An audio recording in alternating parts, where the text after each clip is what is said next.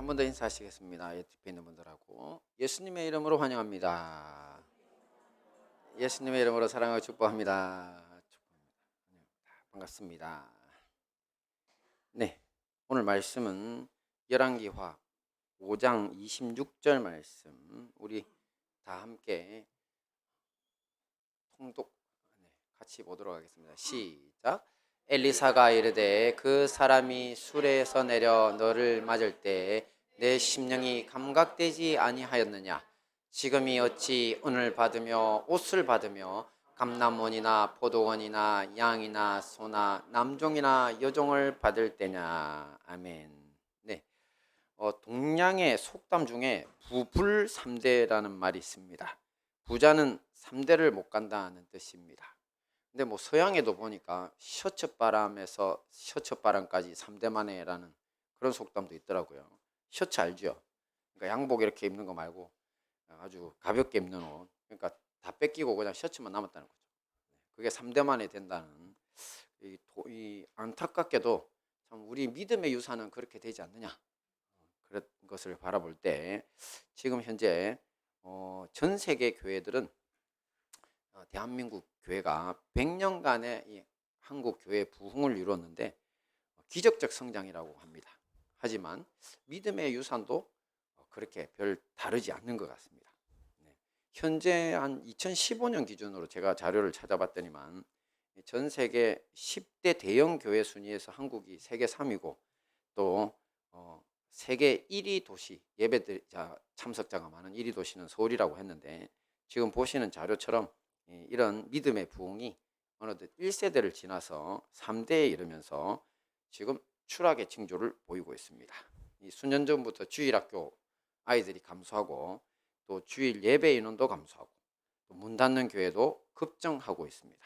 이 부흥이 3대를 넘기지 못하고 있는 현상이 우리 한국 교회도 일어나고 있는 것입니다. 해결책이 없을까요? 당연히 있죠. 이 믿음의 유산은 세상의 부와 근본적으로 다르기 때문입니다. 이 세상의 재산은 잃어버리면 끝입니다. 그죠? 하지만 우리의 영적 유산은 우리가 돌이켜 회개하기만 하면 도리어 예전보다 더 큰 부흥도 이룰 수 있습니다. 그래서 오늘은 구약 성경에 나오는 여러 인물들 중에서 이방인 장군 나아만과 또 엘리사 선지자의 제자였던 게하시 선지자의 예를 살펴보면서 믿음의 유산을 물려받는 것에 대해서 함께 생각해보고 은혜를 나누도록 하겠습니다. 우선 성공 사례, 사실은 앞에서 말한 나아만은 성공 사례고 뒤에 이야기한 게하시는 이 실패 사례인데요. 성공 사례인 나아만 장군 것을 먼저 살펴보도록 하겠습니다. 이 나아만 장군은 이스라엘과 국경을 접하고 있던 아람 나라, 현재 지도상 보시면 이라크, 터키 가기 전에 시리아라고 크게 보이시죠? 저기가 아랍 나라입니다. 현재도 있습니다. 저 나라가 시리아 지역이 여기에 장군이었는데요.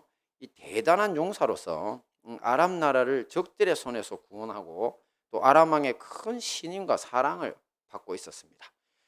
저 당시에는 터키나 이라크 지역 저 근처까지도 다 시리아 영역이었습니다. 엄청나게 큰 나라죠. 저 앞에다가 아자를 집어넣으면 뭐가 될까요? 아시리아.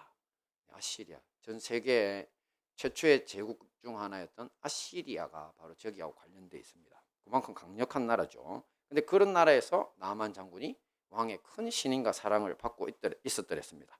자, 그러던 어느 날 그에게 감당할 수 없는 시련이 찾아옵니다. 바로 문둥병이 걸린 것입니다. 그 당시는 약도 없어서 문둥병이 걸리면 하늘이 내린 저주의 질병이라고 불렀습니다. 살이 썩어 들어가면서 죽을 수밖에 없으니까요.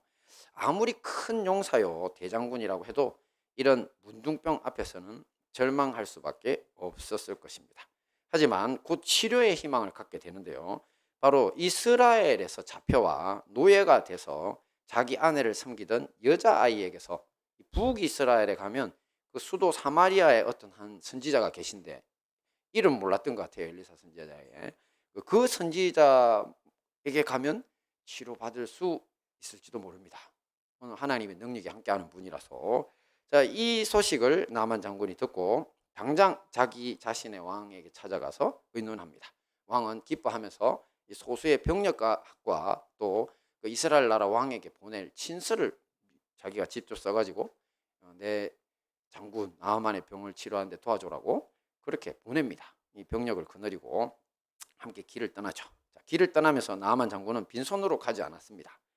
은 10달란트인데 은 10달란트 무게로 350kg 정도, 또 금 6,000개는 계산을 해봤더니만 68kg이더라고요. 2달란트인데, 자, 이것을 준비했습니다. 오늘날 실체 가치가 어느 정도 되느냐를 말할 수는 없는데 대략 이걸 제가 계산을 금시세 은시세 다 계산하려니 너무 복잡하더라고요. 그래서 대략 오늘날 한 100억 넘는다고 생각하시면 됩니다. 100억 넘는 그 금을 들고 출발을 했습니다. 그래, 이것만 봐도 나만 장군이 얼마나 자기 병에 대해서 이게 심각하고 모든 걸 잃어버리니까 이래서 이 문둥병 치료에 갈망이 컸던지 알 수 있죠. 자, 우여곡절을 겪어서 나아만은 말과 병거를 거느린 군사들과 함께 달려가서 엘리사의 집 문 앞에까지 이르게 됩니다. 자, 그리고 그 앞에 서서 엘리사가 나와서 자기를 치료해 주기만을 간절히 바라면서 있었습니다. 자, 하지만 엘리사는 집 밖으로 나와서 나만을 맞아주지도 않았고 치료의 기도도 해주지 않았습니다. 그냥 아랫사람을 보내서 주변에 있는 요단강에 가서 7번만 몸을 씻으면 너의 문둥병이 치료될 것이다, 이렇게 전해줬습니다. 자, 이 말을 듣고 나아만의 반응은 몹시 화를 냅니다. 그리고 뒤로 돌아서 버립니다. 왜냐하면 자신이 사는 아람 나라의 강물이 이스라엘의 어떤 강물보다 더 깨끗한데 내가 이스라엘 요단강에서 목욕하러 왔냐고 하면서 화가 난 겁니다. 그리고 자기 자신을 맞아주지도 않았던 이 엘리사에 대해서 섭섭한 마음도 있었을 것이고요. 또 그의 예상을 벗어나는 방식으로 치료를 받으라고 했기 때문입니다. 목욕하라는 방식. 어떤 것을 나아만은 생각하고 왔을까요? 함께 볼까요? 시작. 나아만이 노하여 물러가며 이르되 내 생각에는 저가 내게로 나와 서서 그 하나님 여호와의 이름을 부르고 당처 위에 손을 흔들어 문둥병을 고칠까 하였도다. 당처라는 것은 이 문둥병이 나 있는 모든 흔적들을 말하는 거죠. 그러니까 나아만은 우리나라 무당들이 방울 달린 지팡이를 막 흔드는 거 있잖아요. 딸랑딸랑 호이 하듯이. 그러면서 이제 자기를 치료해 줄 거다, 이렇게 자기 방식으로 생각했는데 목욕하러 가라니까 이게 뭐야 하면서 돌아서 버린 겁니다. 자, 이런 나아만을 말린 것은 그의 종들이었습니다. 성경에 보면 정확하게 종들이라고 해서 제가 히브리어 원어를 찾아봤더니만 뭐 데리고 있던 부하 장수들도 아니고 종들이라고 되어 있습니다. 그림이 제가 종이 설명하는 그림이 없어서 그냥 병사들이 있는 걸로 알 수밖에 없었는데 종들이라고 분명히 되어 있습니다. 히브리 원어로도요. 그래서 이 종들이 설득에 나서는데요. 뭐라고 하느냐면 선지자가 더 큰 일을 하라고 해도 했을 텐데 아니 씻어서 깨끗하게 하라는 말씀에 그 정도를 못하겠냐고 설득합니다. 설득. 자, 이 말을 듣고 나만도 맞네 이런 생각이 들어가지고 그냥 화를 멈추고 요단강으로 가서 정말 7번을 그 풍덩풍덩 몸을 담궜습니다. 그러자 어떤 일이 벌어졌냐면 문둥병으로 썩어가던 그의 살이 마치 어린아이의 살과 같이 깨끗하게 되었습니다. 자, 이렇게 치료받은 나아만은 요단강으로부터 엘리사에게로 돌아와서 엘리사 앞에 이렇게 고백하지요. 함께 볼까요? 시작. 내가 이제 이스라엘 외에는 온 천하에 신이 없는 줄을 아나이다. 청컨대 당신의 종에게서 예물을 받으소서. 그렇습니다. 이스라엘의 신, 이스라엘의 하나님 여호와, 자기 소문으로만 듣던 그분이 진짜 하나님이다. 당신이 섬기는 엘리사 선지자가 섬기는. 그러니까 나를 이렇게 구원해 주지 않았나. 그러면서 자기가 들고 왔던 아까 한 100억이 넘는 재산을 통째로 다 내놓고 가려고 합니다. 그러면서 이스라엘의 흙을 좀 나귀에 실어 달라고 부탁을 합니다. 왜냐하면 앞으로는 어떤 제사든지 이 이스라엘에서 포온 그 흙을 뿌려가지고 그 위에서 내가 드리겠다. 오직 이스라엘의 하나님 여호와께만 내가 이제 앞으로 제사 드리겠다. 하나님만 섬기겠다고 결심을 하고 고백을 한 것이죠. 나아만은 또 혹시 이런 하나님을 섬기는데 걸림이 될까봐 미리 생각을 하고 엘리사에게 이제 양해를 구하는데요. 그 내용이 뭐냐면 당시 나아만 장군이 신하로 섬기던 아람 나라 시리아 지역에 섬기던 우상이 있습니다. 사실 저 우상도 뭐 우리가 아는 바알 가세라 할 때 바알입니다. 바알. 하지만 림몬이라고 불렸고요. 이게 아람 나라의 우상인데 고대 사회에서는 저 왕이 이 우상 숭배를 자주 했습니다. 그래 자기 권위도 이제 서니까. 그래서 우상숭배를 하러 산당에 들어가게 되는데 사실 이게 적의 입장에서는 제일 좋은 기회죠. 왜냐하면 군사를 막 거느리고 다니는 왕이 군사를 다 데리고 산당에 못 들어가죠. 그러니까 그냥 왕만 홀로 있거나 아니면 호위무사 하나 정도 있으니까 없앨 수 있는 기회인데, 그러니까 호위무사도 대단히 강한 사람이어야 되고, 또 반대로 또 호위무사가 나쁜 생각을 품으면 안 되죠. 예. 그 이사야서를 보시면 이 아수르의 왕 중에 한 명은 자기 호위무사로 자기 두 아들을 데리고 들어갔는데 두 아들이 저기 산당에서 제사 드리는 동안 옆구리를 찔러서 즉사합니다. 그런 일이 있으니까 정말 이 신임하지 않는 사람은 절대 데리고 들어가지 않는데 반드시 나만 장군을 데리고 갔다는 거죠.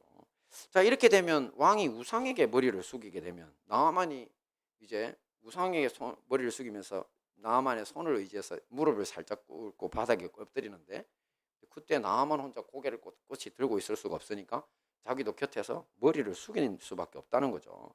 근데 그것을 이제 봐달라고 합니다.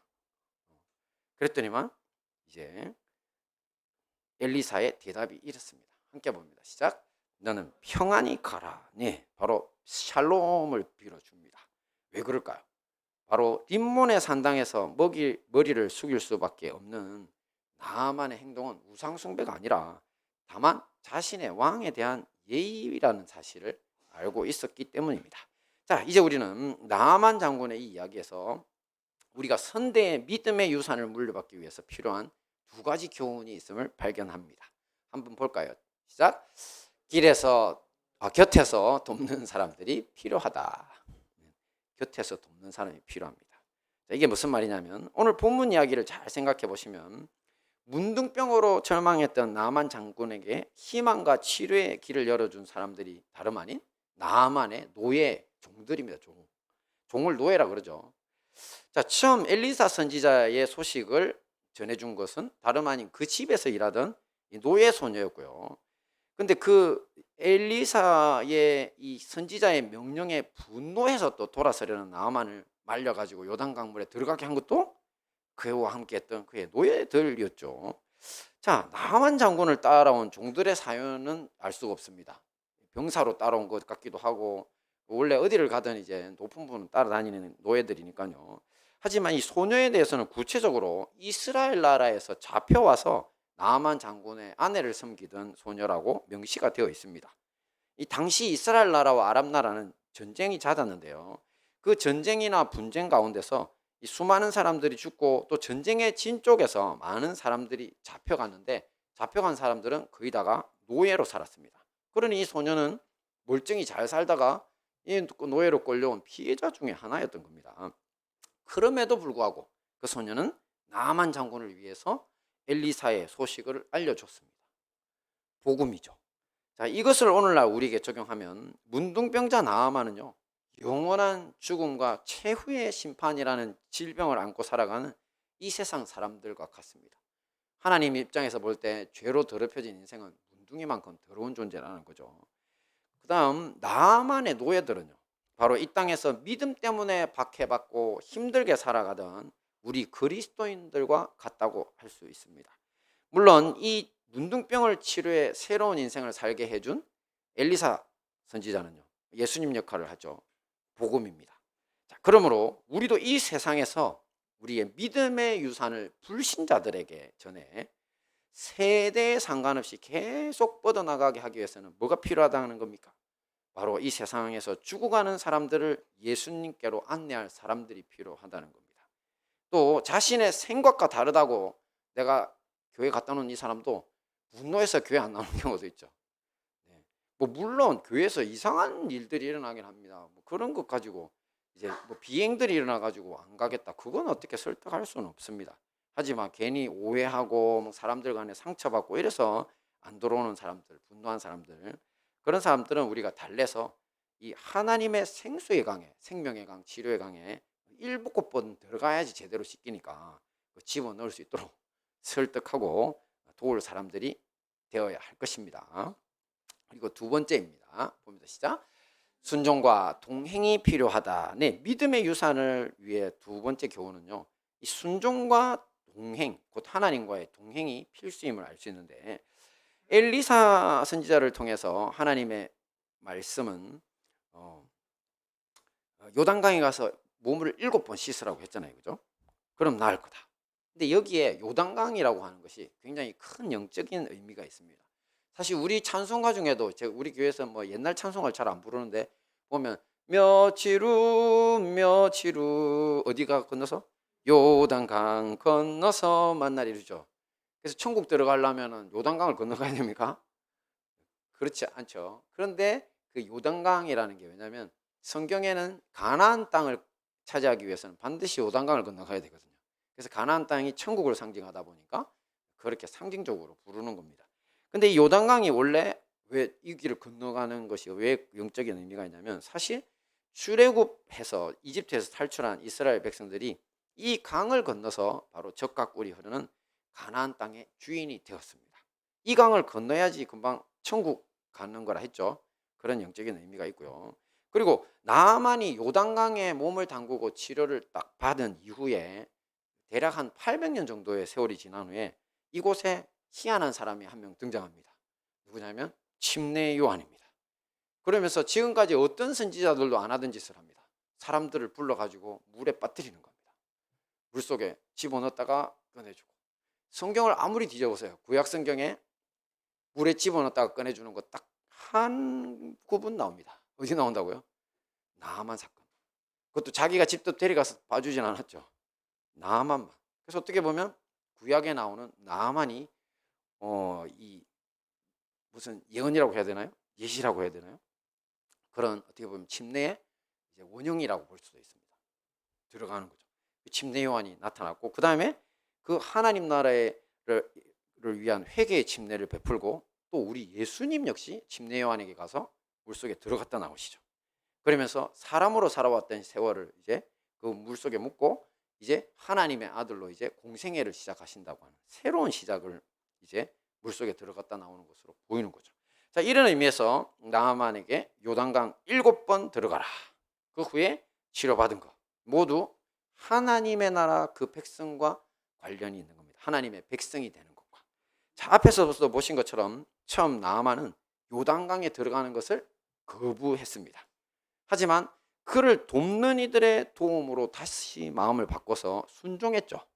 자, 그에 따라서 그 물속에 7번, 7이라는 숫자가 무슨 수? 완전수. 완전히 몸을 담그면서 어린아이의 살과 같이 되었다고 했습니다. 성경에 히브리어 그 원형 그대로입니다. 어린아이라는 표현을 썼습니다. 근데 여기서 어디서 듣는 느낌이 있지 않아요? 막 태어난 어린아이? 바로 거듭남입니다. 다시 태어남. 영적인 거듭남. 그 뜻이 숨어 있는 것입니다. 자, 이렇게 믿음의 유산을 얻기 위해서는 무엇을 통해 거듭난다? 순종을 통해서 거듭나는 겁니다. 순종이 필요하다는 거죠. 하나님의 말씀에. 근데 그 순종도 한 번만 하면 된다 안 된다? 네. 구원은 이례적인 거라서 우리가 예수님 믿으면 구원 받죠. 한 번이면 됩니다. 그죠? 하지만 순종의 삶은요, 예수님 믿었다고 해도 옛 행습이 버려지지 않습니다. 옛날 말습관도 버려지지 않고 또 옛날에 정욕대로 살던 것도 버려지지 않고 또 가치관도 쉽게 벗어지지 않습니다. 얼만큼 씻어내야 됩니까? 7번. 그죠? 완전히 씻어야 됩니다. 거기에 제일 필요한 건 뭡니까? 들어가기 싫어하는 나아만을 집어내야죠. 그죠? 나아만도 순종해야 되고 돕는 사람들도 있어야 되는 겁니다. 자, 그러니 우리는 처음에 나아만처럼 자신의 삶의 방식을 고집해서는 안 됩니다. 나아만이 자기 감정에 충실해서 화가 났다고 만약 아람 나라로 돌아가 버렸다면 어떻게 됐을까요? 그것으로 끝이죠. 기적도 없고 새 생명도 없습니다.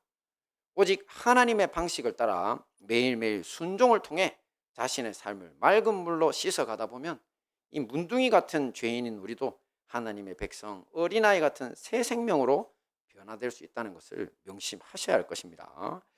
또한 나아만이 이제 앞에서 순종의 이야기를 했지만 이제 동행의 이야기인데요. 그 이스라엘의 흙을 가져가겠다. 그죠? 그러면서 여호와 하나님께만 예배드리겠다.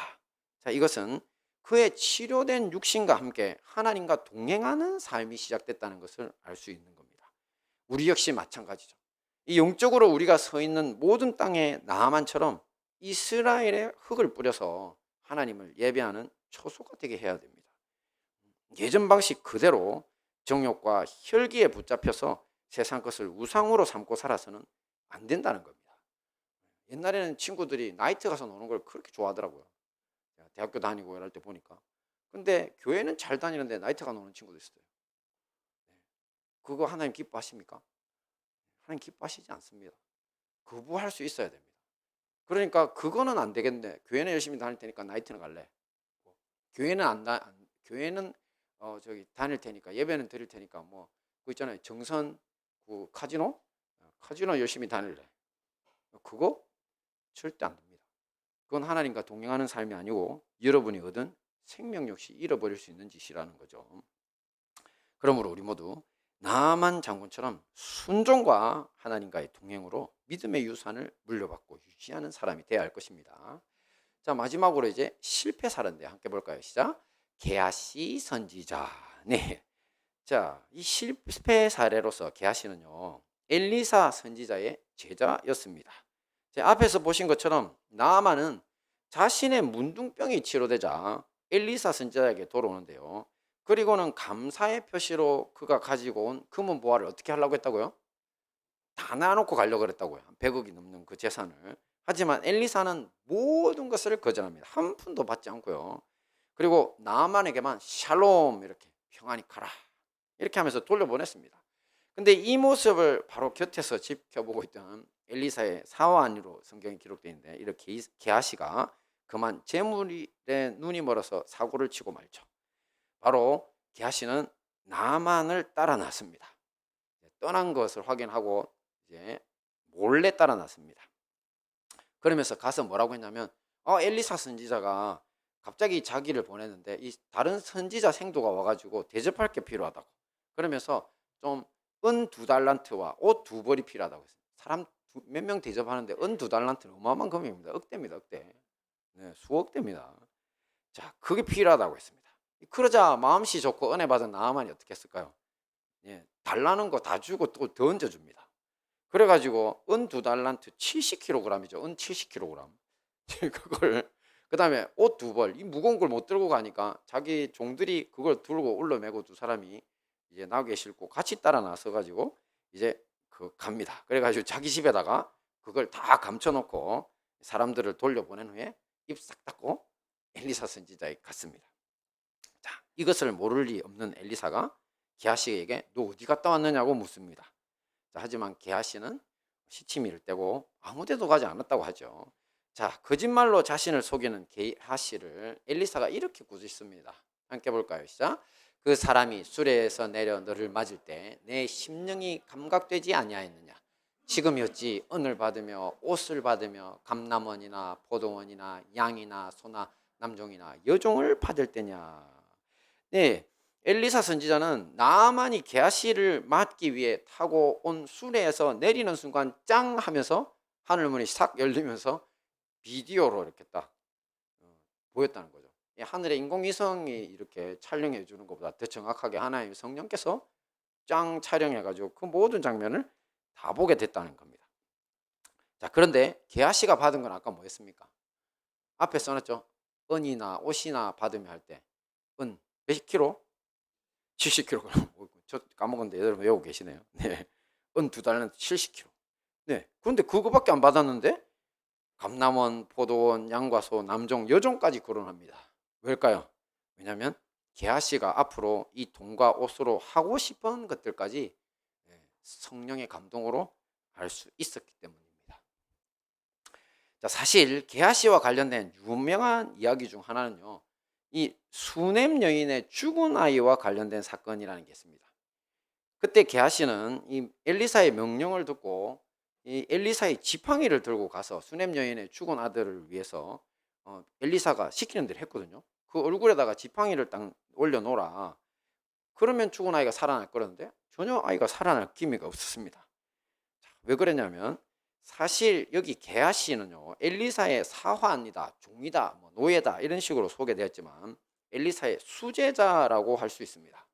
왜냐하면 고대 사회에서는 수제자들이 마치 종처럼 노예처럼 극진히 스승을 섬기는 전통이 있었기 때문입니다.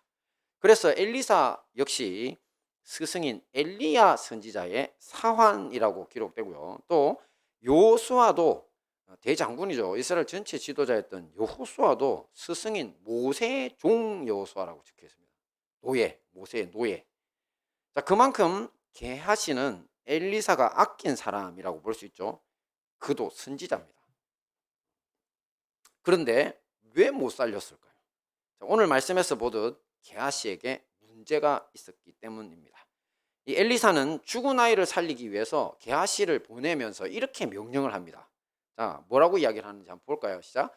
내 허리를 묶고 내 지팡이를 손에 들고 가라. 사람을 만나거든 인사하지 말며 사람이 네게 인사할지라도 대답하지 말고 내 지팡이를 그 아이의 얼굴에 놓으라. 네, 여기서 뭐 엘리사 선지자의 지팡이가 엘리사 선지자를 대신할 수 있다는 것은 사실 모세의 지팡이가 능력을 발휘했죠. 그죠? 모세가 쥐고 있던 지팡이가 엄청난 뭐 홍해를 가를 때도 쓰고 던지면은 뱀이 돼가지고 다른 술법사의 뭐 뱀들도 다 먹어버리고, 그래서 이 지팡이가 능력이 지팡이였는데 역시 엘리사 역시도 우리 여러분 아시는 것처럼 많은 도구를 가지고 하나님의 능력들을 행한 사람이죠. 그러니 이게 일이 이루어져야 됩니다. 그러니 뭐 그건 이해가 되는데 아이 얼굴에 놓으면 살 거다. 그런데 왜 게하시한테 사람을 만나거든 인사를 하지도 받지도 말라 이 말입니다. 왜 그렇게 말했을까요? 왜? 바로 게하시의 영적인 산만함을 잘 알고 있었기 때문입니다. 이 좋은 말로는 성격이 쾌활하고 인간관계가 좋은 것이지만 기적의 역사를 위해서는 주님을 향해 집중해야 합니다. 하나님을 향해서 간절함을 갖고 있어야 되고 또 불쌍한 영혼에 대한 사랑이 있어야 됩니다. 이런 것을 영적 집중력이라고 하는 거거든요. 근데 게하시에게는 그런 것들이 부족하고 세상 일로 산만하다는 것을 엘리사가 잘 알고 있었던 겁니다. 그러니 역사가 일어나지 못하는 거죠. 자, 우리 역시 마찬가지죠. 오늘날 대한민국의 교회가 쇠퇴해 가는 이유, 이 믿음의 유산을 이어가지 못하는 이유 역시 사실 여기에 숨어 있습니다. 게하시처럼 인간관계는 누구보다 좋습니다. 하지만 영적 집중력은 부족하고, 그리고 게하시처럼 사기를 쳐서라도 돈을 얻어서 감남원, 포도원, 양과 소, 남종과 여종까지 거느리면서 부유하게 살고픈 이런 욕망, 이거 세속적 욕망이라고 하거든요. 이런 것에 마음을 빼앗겨 살아가니 엘리사 같은 대선지자 밑에서 수제자로 있으면 무슨 소용이 있습니까? 뭐 우리는 그보다 더 낫죠. 지금 하나님의 영이신 성령이 직접 우리 가운데 계셔서 우리를 진리 가운데로 인도하고 계신데, 근데 하나님의 성령이 함께 하심에도 믿음의 유산을 물려받아서 이어나가지 못하는 것입니다. 이게 바로 믿음의 유산을 잊지 못하는 실패의 원인인 것이죠. 자신을 돌아보셔야 됩니다. 자, 이제 말씀을 정리하겠습니다. 오늘 우리는 선대의 믿음의 유산을 이어가지 못하고 쇠퇴하고 있는 우리 한국 교회의 현실에 대한 해답을 찾고자, 또 우리 자신들에 대한 문제를 찾고자 이 성공 사례와 실패 사례를 각각 살펴봤습니다. 자, 먼저 누구의 성공 사례를 봤죠? 그렇죠. 나만 장군의 성공 사례를 봤고요. 그 성공의 두 가지 요인이 뭐였습니까? 네, 곁에서 돕는 사람, 또 순종과 동행이 있죠. 그 다음에 실패 사례는요? 지금 누구 거 봤습니까? 네, 게하시 선지자 봤죠. 그리고 게하시는 뭐 때문에 실패했다고 했습니까? 네, 그렇죠. 세상 사랑하는 거, 영적 집중력 부족과 세속적 욕망 때문에 망했다고 했죠. 자, 이 모든 성공과 실패의 교훈을 깊이 새기셔서 믿음의 유산을 이어가는 우리 행복한 다니엘 교회와 형제교회 성도님들 되시기를 축원합니다. 아멘.